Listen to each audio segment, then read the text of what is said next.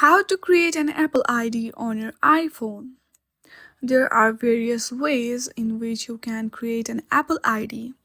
This video is a short guide to guide you through how to create an Apple ID on your iPhone. First of all, make sure that you have good internet connection. Ensure you have a stable internet connection. If your internet connection is weak or unstable, try switching networks or restarting your router. Now open any browser on your device. Then on the searching bar, search for appleid.apple.com. Then you'll encounter this page. From the top, you will see menu icon. Simply tap on that. Then you will see 3 options available over there. From there, simply select create your Apple account. Once you select that, now you have to fill out all of this form. Once you complete this form, at last you will see submit button or continue button.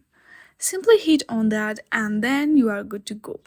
In this simple step, you can easily create Apple ID on your device. I hope you like this video. If you like this video, then please do not forget to like and subscribe to our channel. Thank you for watching.